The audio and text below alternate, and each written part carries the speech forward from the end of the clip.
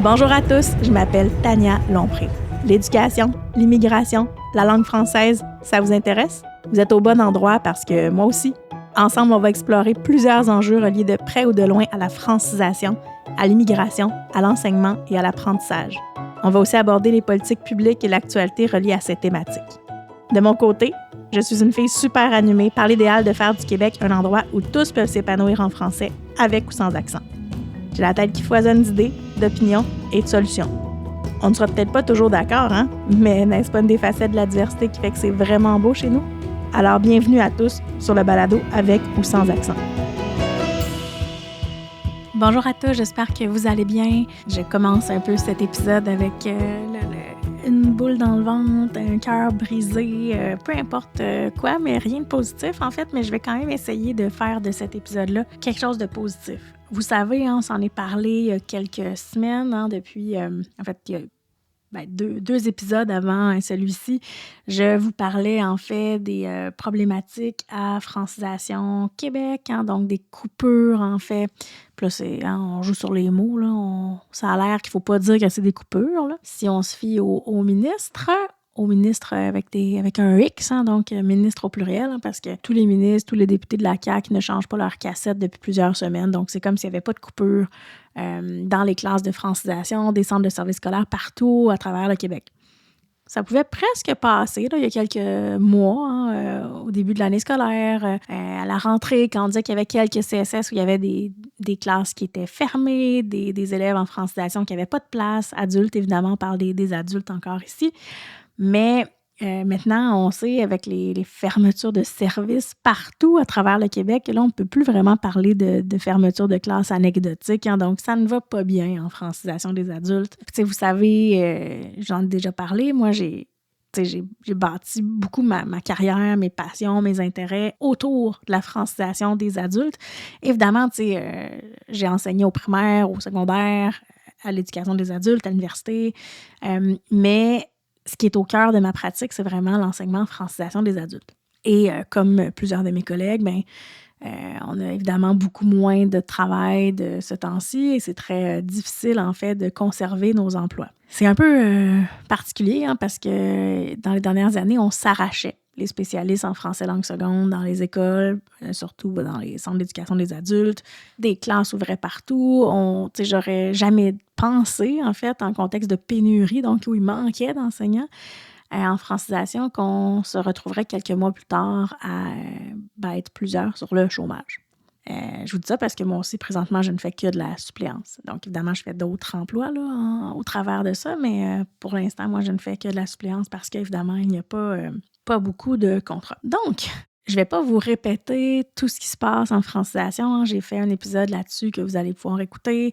Je vais aussi vous référer peut-être à une entrevue que j'ai faite à Cube Radio, en fait, à l'émission d'Isabelle Maréchal sur ce qui se passe en francisation. Donc, je pourrais vous mettre là, les liens là, dans le bas de l'épisode là, si vous en avez besoin. Vous pouvez retrouver, en fait, tous ces éléments-là sur ma page média de mon site web que j'ai ouverte il y a quelques semaines, en fait, là, donc où je documente, en fait, là, mes interventions médiatiques en lien avec l'éducation, la francisation ou l'immigration, ou la situation de la langue française, évidemment, là, donc des sujets que vous savez qui me sont très chers. Et aujourd'hui, en lien avec justement tout ce qui se passe, j'avais envie d'avoir un épisode un petit peu positif, là, mais quoique c'est pas vraiment le bon mot, mais en tout cas, un épisode en fait où je voulais vous parler des possibilités. Parce que là, j'ai vu plein de gens sur évidemment, les pages d'enseignants de francisation qui se disent j'ai perdu mon travail ou je vais perdre mon travail ou je pense que moi aussi je vais perdre mon travail dans les prochains mois, prochaines semaines. Est-ce que l'année prochaine, il y aura du budget? Est-ce que je pourrais enseigner en classe, etc. Donc, j'ai eu envie, en fait, de vous parler des portes tournantes un peu. Puis, tu sais, quand il y a une porte qui se ferme, parce que présentement, je pense qu'il y a des portes qui sont en train de se fermer en francisation des adultes pour les enseignants, pour les apprenants aussi. Donc, les apprenants aussi, évidemment, ils vont être sur des listes d'attente interminables. On ne sait pas quand ils pourront apprendre le français, etc. Donc, je vais aussi vous enregistrer un épisode. Vous allez voir qu'il va en avoir deux qui vont se ressembler. Là. Un qui va peut-être parler des racines, en fait, de la problématique. Puis aujourd'hui, mais en fait, je ne vous parle pas de la problématique, je vous parle un peu d'espoir, en fait. Puis j'ai envie de vous parler des nouvelles opportunités maintenant. Parce qu'on ne sait pas ce qui va se passer, on ne sait pas si les budgets vont finir par revenir dans quelques mois, quelques semaines, quelques années. Vous savez que la francisation, surtout au niveau des adultes, c'est des vagues. Des creux de vague, moi, je suis à mon 3e creux de vague. Il y en a eu un très gros aussi en 2012, pour ceux qui... Les vieux de la vieille comme moi se souviendront que ça a été très difficile aussi dans ces années-là, 2012-2013. Mais cette année, je pense que c'est pire, hein, parce que le réseau qu'on avait réussi à implanter partout dans les CSS, dans les régions au Québec, ben ça faisait en sorte que des gens pouvaient s'installer à l'extérieur de Montréal aussi, puis avoir des services reliés à la francisation ou à l'intégration des nouveaux arrivants un peu partout sur le territoire. Ça va probablement être beaucoup moins le cas. Mais on ne sait jamais. Hein? Donc, moi, je reste une éternelle optimiste et je pense qu'il y a quand même des choses qu'on peut faire. Mais j'avais quand même envie de vous dire que, tu sais, souvent, ou parfois, quand il y a des portes qui se ferment, il faut aussi aller peut-être explorer d'autres opportunités, mais quand même dans le même champ. Donc, j'ai envie d'avoir un peu des réflexions à voix haute pour vous dire, OK, c'est un sujet difficile. Les classes de francisation des adultes ferment un peu partout à travers le Québec. La réalité, elle nous touche, là, nous, comme enseignants, mais comme collègues, comme professionnels qui sont autour des nouveaux arrivants, de tous ces gens-là qui sont dévoués, en fait, à l'intégration linguistique et sociale des nouveaux arrivants au Québec. Puis, c'est triste, ça entraîne des pertes d'emploi, beaucoup d'incertitudes chez les enseignants, chez l'équipe autour, chez les apprenants, évidemment. Mais j'ai envie de vous dire que si vous êtes concernés par ces coupures-là, donc, ou tu sais, peut-être que vous enseignez au primaire, au secondaire, puis que vous voyez vos collègues à l'éducation des adultes, vous dites, mais voyons, qu'est-ce qui se passe? Les gens perdent leur emploi. On s'entend que souvent, c'est rare là, que plusieurs centaines d'enseignants perdent leur emploi. Là. Je ne sais pas quand c'était la dernière fois. Je ne m'en souviens pas. Je pense que j'ai jamais vécu ça dans ma vie, en fait, voir des pertes massives d'emplois comme ça d'enseignants et de voir un ministre de l'Éducation qui dit « Ah, je sympathise avec vous. » Je suis comme « D'accord, hein, c'est tout. » Est-ce que votre réseau ou les employés de votre ministère ou les enseignants du Québec vous tiennent pas un petit peu plus à cœur? Ben, ça se peut que M. Drainville et M. Roberge soient un peu comme en éducation il y a quelques mois où on disait un adulte par classe. J'ai un peu l'impression que c'est ce qui va peut-être se passer dans l'avenir avec la francisation. Hein. Donc, quelqu'un y sera, mais probablement quelqu'un qui coûtera moins cher qu'un enseignant breveté, légalement qualifié et spécialisé en francisation qui a une convention collective. Mais enfin, c'est la fin de ma parenthèse politique. Et je vais vraiment vous parler plutôt là, maintenant de si vous êtes concerné par cette perte d'emploi-là ou si vous vous remettez en question. Je veux vraiment, ce matin, partager des pistes de réflexion, peut-être des solutions, parce que je sais que les compétences qu'on a acquises, nous, en francisation, que ce soit en enseignement, en pédagogie, en andragogie, en communication interculturelle, en immigration, vont être précieuses et transférables dans d'autres contextes. Puis j'aimerais vraiment là, regarder avec vous c'est quoi les opportunités qui permettent de continuer à faire une différence dans la vie des nouveaux arrivants, dans la vie des gens. Puis j'aimerais vous en présenter quelques-unes aujourd'hui. La première, en fait, pour moi, c'est la plus évidente. En fait, c'est de demeurer à la formation générale des adultes.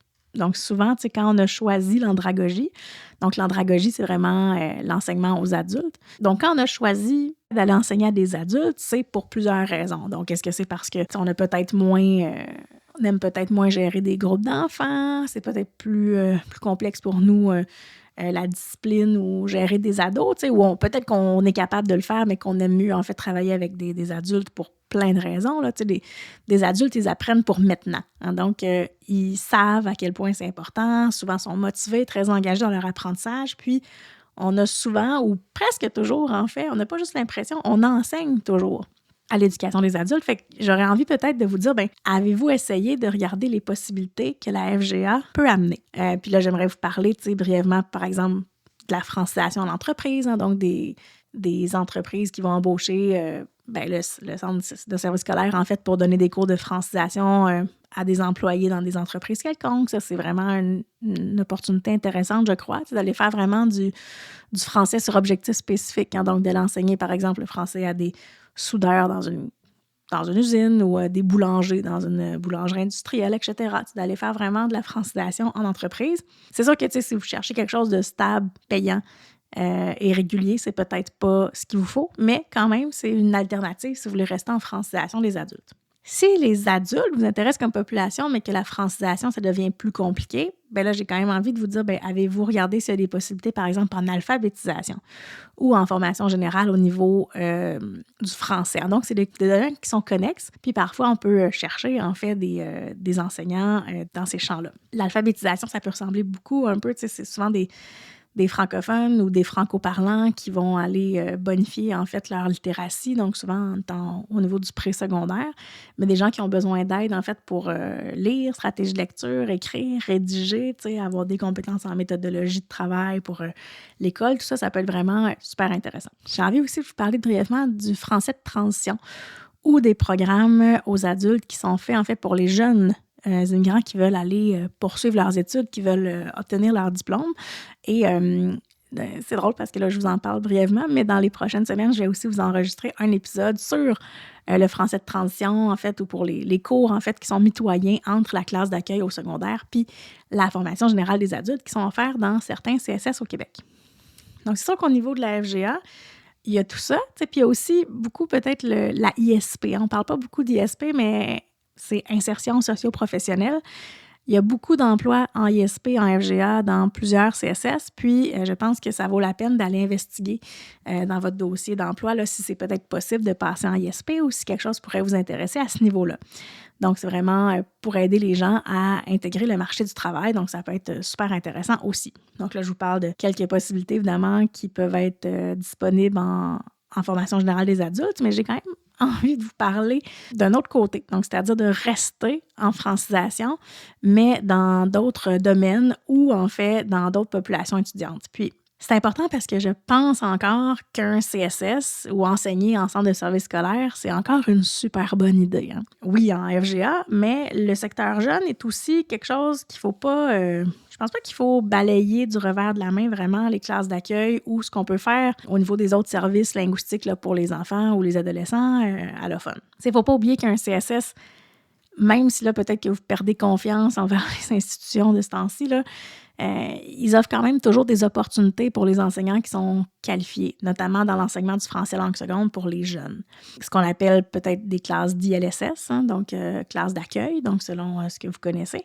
Mais ces postes-là ne sont pas toujours offerts dans chaque CSS. Hein, ça dépend des modèles de soutien linguistique, en fait, ou de modèles de soutien pédagogique qu'on va offrir, en fait, aux jeunes issus de l'immigration. Donc, on va regarder un petit peu ça aussi aujourd'hui. Puis, avant de vous parler, en fait, des services, j'ai envie de vous rappeler, en fait, les avantages de travailler dans un centre de service scolaire. Hein. Donc, plein de choses. Le premier auquel je pense, en fait, c'est un environnement de travail stable, bien encadré, avoir des collègues, pouvoir avoir de l'affiliation avec vos équipes de travail. Donc, ça, je pense que c'est super important. Ensuite, tu sais, on peut pas se le cacher, là, un salaire compétitif. Hein, donc, on a même une nouvelle convention collective qui nous donne quand même de très bons salaires. Donc, on ne peut pas commencer à dire qu'on a, pour moi, là, je pense qu'on a des très bons salaires maintenant. Et c'est peut-être, en fait, une des raisons pour lesquelles il y a beaucoup de coupures dans les centres de services scolaires. Hein. Peut-être que nos salaires ont été... puis il ne faut pas commencer à dire que nos salaires ne sont pas corrects. Je pense qu'ils sont très bons, puis on est content, mais on ne pouvait pas non plus avoir une convention collective pour des enseignants du primaire, du préscolaire, du secondaire, puis une autre pour l'éducation des adultes. C'est qu'il fallait absolument que ce soit pareil, mais j'ai l'impression, en fait, que ces conventions collectives-là, puis la hausse de nos salaires est peut-être en train de contribuer à ce qui se passe dans les coupures de classe. Mais enfin, au-delà de ça, je veux vraiment vous dire que, tu sais, en CSS, vous avez quand même encore une possibilité de contribuer directement à l'intégration des élèves allophones et au système scolaire québécois, mais en pensant à ce qui peut être disponible au secteur jeune. Puis là, je vous entends déjà dire « Ah, le secteur des jeunes, ça me tente pas, nanana. » Bon, évidemment, ce n'était pas votre premier choix, mais j'aimerais quand même vous dire qu'il y a pas mal d'opportunités au niveau de l'enseignement du français langue seconde au secteur jeune, donc au niveau de la francisation. Donc, il y a deux choses dont j'ai envie de vous parler. Donc, le premier, en fait, ce serait ce qu'on appelle le dénombrement flottant. Donc, on entend souvent ce terme-là, puis souvent on dit « qu'est-ce que c'est, le dénombrement flottant ?»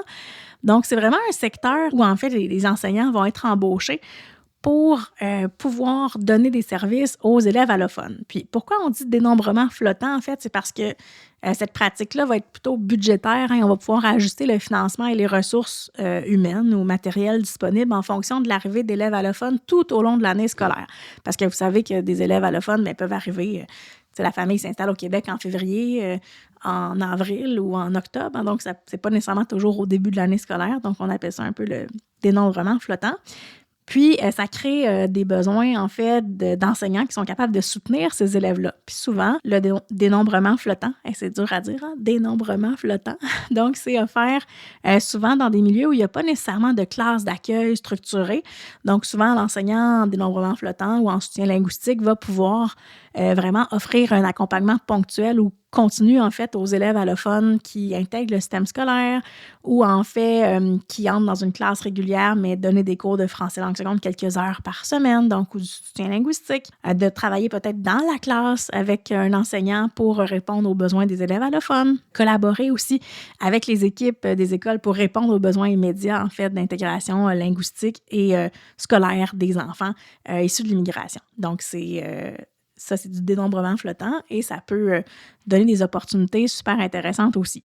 En tout cas, ce que moi, je trouve intéressant, c'est que ça apporte aussi une certaine flexibilité. Donc, parfois, on peut avoir plus d'heures, plus d'étudiants, moins d'étudiants, parce qu'on va vraiment répondre aux fluctuations constantes des inscriptions des enfants dans les CSS. Donc, ça va créer des nouvelles opportunités, en fait, pour les enseignants. Puis, je pense que ça vaut la peine de de passer peut-être un coup de téléphone à vos ressources humaines, en fait, pour voir s'ils ont besoin peut-être d'experts en soutien linguistique ou en dénombrement flottant pour accompagner des jeunes au primaire ou au secondaire qui arrivent dans les écoles. Parce qu'on va rappeler, en fait, quelque chose. Il n'y a pas de... Ce qui se passe présentement, c'est vraiment au niveau des adultes, mais les enfants sont obligés d'être scolarisés. Donc, selon la loi d'instruction publique, donc on doit donner un service dans les 30 premiers jours d'arrivée au Québec. Donc, c'est sûr qu'il y a peut-être plus de besoins présentement auprès du secteur jeune. Puis peut-être que c'est pas pour toujours non plus, mais de se garder une fenêtre d'opportunité en se disant, peut-être que cette année, je vais aller faire un tour au primaire, puis quand la situation se rétablira ou qu'il y aura des nouveaux emplois en francisation des adultes, je pourrais y aller. Ensuite de ça, là, je parle de dénombrement flottant, mais le soutien linguistique régulier existe aussi. Donc, souvent, ça va être soit, en fait, quelqu'un qui va aider les enseignants en classe d'accueil ou en fait les enfants qui vont être intégrés après en classe régulière, ou je dis enfants, là, mais je dis toujours enfants, mais ça implique aussi les ados. Donc, par exemple, d'aller chercher les jeunes quelques heures par semaine ou d'aller travailler dans la classe avec eux. Souvent, quand on sort de classe d'accueil, le niveau de français n'est pas encore adapté. Je vous l'ai déjà dit, mais je vous le répète, là, c'est une statistique que j'aime beaucoup. Donc, apprendre une langue au niveau de la scolarisation, ça prend entre 2 et 7 ans. Donc, c'est sûr que même si le jeune passe 2 ans en classe d'accueil, ça se peut que certains, ça va être multifactoriel, là, mais la langue maternelle est plus proche, ils ont des bonnes stratégies, ils sont motivés. Bon, tout ça, ça a plein de facteurs qui vont pouvoir influencer ça, mais peut-être qu'après 2 ans, l'enfant va être super bon, que la transition avec la classe régulière va se faire super facilement, en fait. Et pour d'autres enfants, on va avoir besoin de plus de soutien. Donc, le soutien linguistique devient intéressant ici aussi. Puis, qu'est-ce qui est le fun, c'est que vous pouvez avoir les avantages d'être un enseignant en soutien linguistique, mais peut-être pas ce qui est plus complexe. Par exemple, des choses, il y a beaucoup de gens qui n'aiment pas, par exemple, les rencontres de parents, les bulletins, la discipline. C'est sûr que si vous avez des plus petites classes ou des plus petits groupes, en soutien linguistique, c'est peut-être un peu moins complexe au niveau de ces dimensions-là.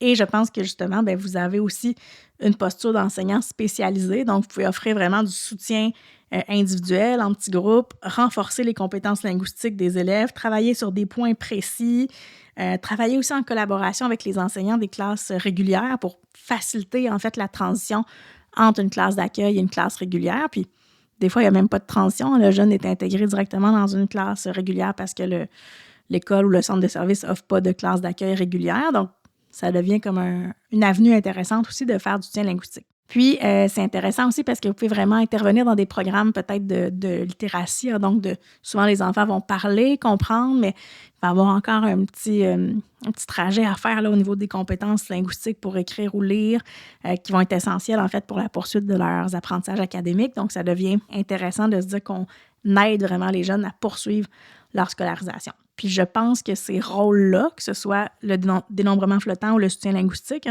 et parfois les appellations peuvent être mélangées, là. Donc, ce type de rôle-là, ben ça vous permet en fait de rester en contact direct avec les apprenants issus de l'immigration, tout en ayant en fait une influence durable sur leur parcours scolaire.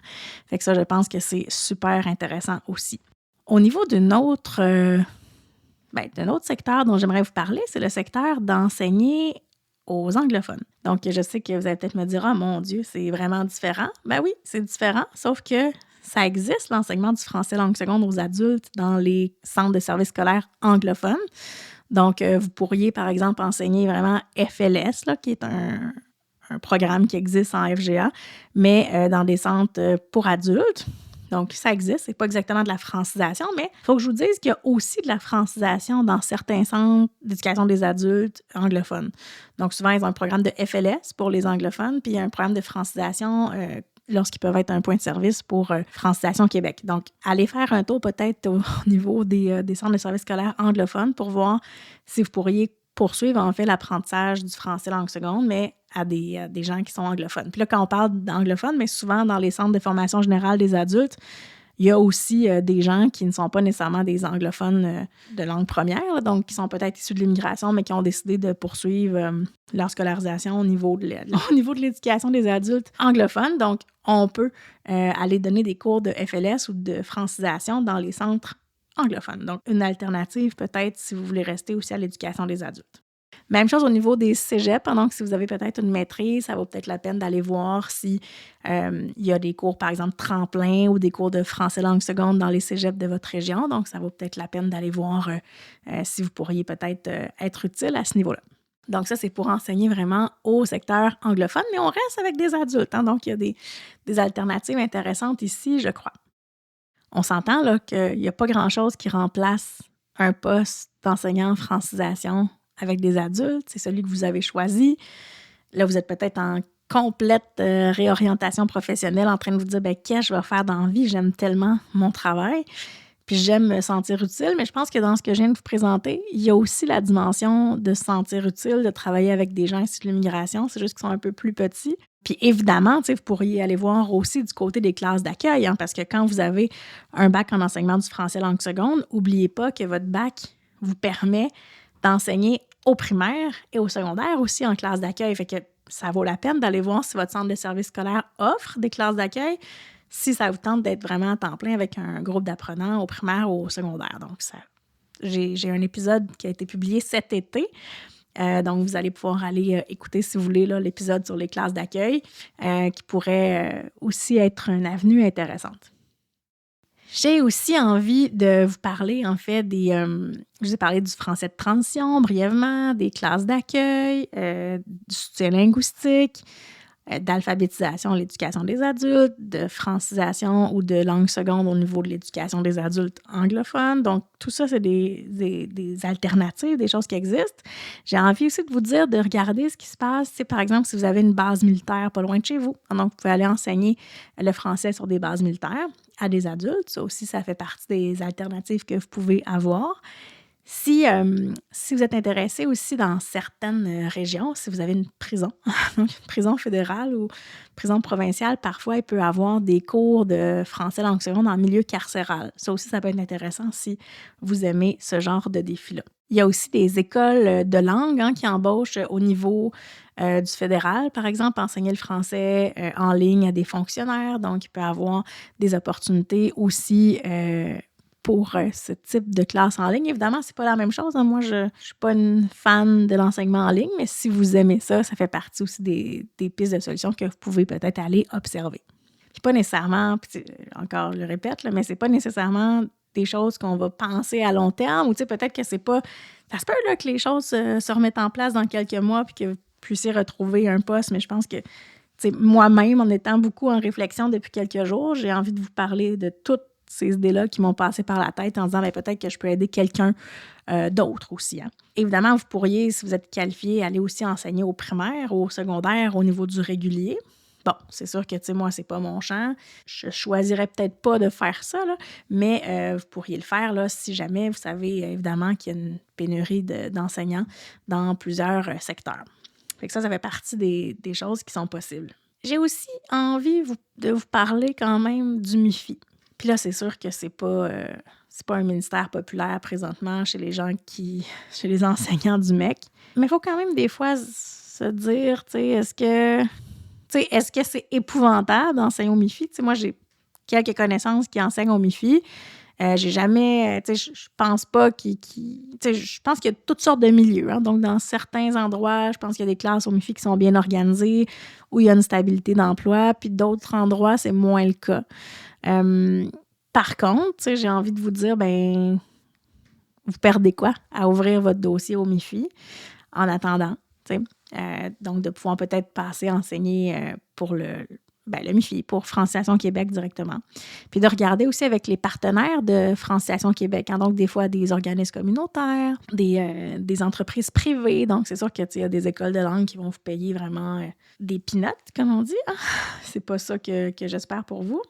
Donc, évidemment, je ne voudrais pas que vous gagniez des peanuts là, dans des entreprises privées. Fait que, tu sais, j'ai envie de vous dire de ne pas aller là ou d'aller là vraiment en désespoir de cause. Là, mais je pense que vous pouvez trouver autre chose de plus intéressant avant de passer par des petites écoles privées qui s'affichent en ligne puis qui vous donnent 25 de l'heure.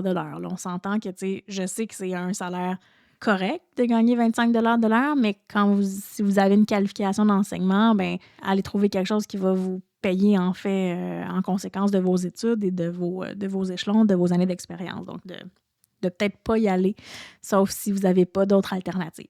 J'aurais aussi envie de vous parler peut-être de... Tu sais, c'est peut-être le temps de se dire, hey, qu'est-ce que vous pourriez offrir, vous, comme service? Vous pourriez peut-être vous lancer une petite entreprise, donner des cours en ligne, d'approcher des entreprises autour de chez vous qui embauchent à l'étranger, puis leur dire, bonjour, je suis une prof de francisation qualifiée, j'aimerais peut-être voir avec vous s'il y a des possibilités, en fait, pour donner des cours à vos employés, ou, tu sais, aller voir un peu, de sortir peut-être des zones de confort, d'aller voir qu'est-ce qui peut se retrouver à l'extérieur. Hein. Souvent, on peut peut-être trouver des zones de magie. Même chose au niveau, c'est peut-être le temps aussi de prendre du temps pour aller, par exemple, vous former, je ne sais pas, devenir examinateur TEF ou des examens certifiés autres. Donc, ça pourrait être aussi des avenues intéressantes à voir. Donc, évidemment, vous comprenez que je ne fais pas cet épisode-là de gaieté de cœur. Moi, mon objectif, c'est pas de vous dire d'aller faire autre chose que d'enseigner en francisation des adultes, mais j'ai envie de vous dire, qu'est-ce qu'on peut faire là, dans ces temps sombres pour garder un pied dans notre milieu? Moi, j'ai toujours dit ça à mes apprenants. T'sais, souvent, ils disaient, je suis infirmière dans mon pays, mais je vais aller travailler chez Maxi puis laver des planchers. Puis je leur dis, attends, essaie donc de trouver un emploi dans la même sphère, pour garder tes compétences, garder un pied dans ton milieu, de garder où t'aimes, Puis ça se peut que, à la place d'aller faire du ménage chez Maxi, tu peux peut-être aller faire du ménage dans un CLSC, ou, mais je ne suis pas en train de faire quelque chose de dire quelque chose de réducteur, mais de dire, faites en fait comme on suggère à nos apprenants, de rester dans leur domaine, de rester proche de leurs intérêts, essayer de faire la même chose le temps que les choses se placent. Puis peut-être qu'elles ne se placeront pas tout de suite. Ça va peut-être prendre 1 an, 2 ans, 3 ans. Peut-être le temps aussi d'aller observer ou d'aller... est-ce qu'il y a des avenues qui vous intéressent? Par exemple, devenir conseiller pédagogique sur des projets. Je ne sais pas, moi, de faire une formation pour devenir directeur d'école, directrice adjointe. Il y a des choses qui existent dans le milieu de l'éducation pour demeurer dans nos milieux qu'on aime tellement. Puis, je vais finir ça de façon très personnelle. Hein, je sais qu'il y a beaucoup de collègues qui écoutent. Je sais que mon objectif, quand j'ai commencé mon balado, c'était pas juste de faire de la francisation. Mais puis j'ai fait quelques épisodes, en fait, qui sortaient aussi un peu de francisation. Puis j'ai envie d'en faire plus aussi dans les prochaines semaines. Mais je veux vraiment vous dire, là, chers collègues qui m'écoutez, qui sont pas super optimistes de ce temps-ci, que je sais que les moments de transition sont éprouvants. Puis c'est drôle parce que moi, j'ai fait mon doctorat, en fait, sur les transitions. En tout cas, une des dimensions de mon doctorat, c'est les transitions entre la classe d'accueil au secondaire puis la formation générale des adultes ou la francisation des adultes. Puis j'ai rencontré des 40 jeunes quand j'ai fait ma thèse, puis je me suis bien rendu compte à quel point les moments de transition sont durs, Puis j'ai envie de m'inspirer, en fait, de ces jeunes-là que j'ai rencontrés, moi, quand j'ai fait ma thèse. Puis j'ai envie de vous dire que oui, les transitions sont difficiles, mais on peut aussi peut-être s'enraciner ailleurs pour quelque temps, le temps de revenir à nos premiers amours. N'oubliez pas que vos compétences, votre dévouement, votre passion pour l'enseignement, pour la francisation ne sont jamais perdus. Il existe tellement de nombre de façons de continuer à mettre vos talents au service des élèves, des adultes, de la communauté, ou peut-être en fait envers les enfants des élèves que vous aviez, des apprenants que vous aviez.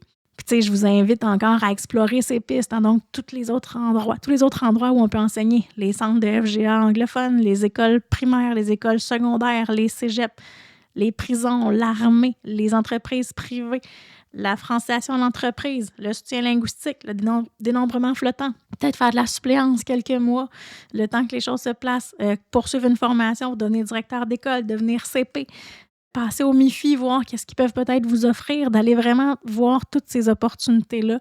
C'est pas le temps de se décourager, c'est le temps d'aller voir, en fait, où on peut être heureux encore.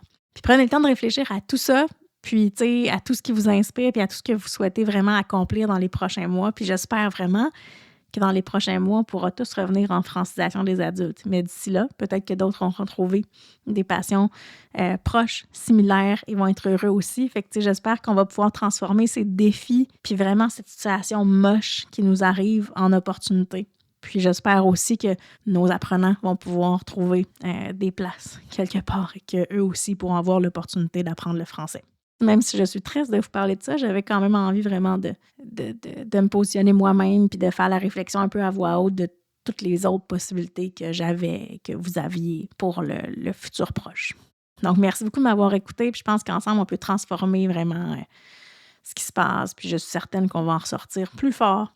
Donc, n'hésitez pas à me contacter si vous voulez jaser, partager vos expériences. J'essaie toujours d'avoir une veille sur LinkedIn. Hein. Donc, sur Facebook, c'est super difficile de partager plein de trucs médiatiques maintenant. Mais si vous voulez suivre ce qui se passe en francisation, ben n'hésitez pas à vous abonner à moi sur LinkedIn ou sur Twitter. Puis, j'espère qu'on va se parler bientôt. Puis, courage à tout le monde dans cette période de changement non désiré. À bientôt. Merci infiniment d'avoir écouté Avec ou sans accent aujourd'hui. J'espère que nos échanges ont été aussi stimulants pour vous que pour moi et que vous serez à l'écoute pour les prochains épisodes. Avant de vous laisser partir, permettez-moi de vous poser une question. Qu'est-ce qui vous a le plus interpellé dans cet épisode? Quelles réflexions vous ont traversé l'esprit? N'hésitez pas à m'écrire afin de partager le tout avec moi. N'oubliez pas non plus de vous abonner au balado pour ne manquer aucun épisode. Faites découvrir Avec ou sans accent à tous ceux qui partagent nos passions pour ces sujets. Vous avez envie de travailler avec moi? N'hésitez pas à me contacter pour connaître mon offre de service ou visiter mon site web. Au plaisir de vous retrouver pour notre prochain épisode. À très bientôt!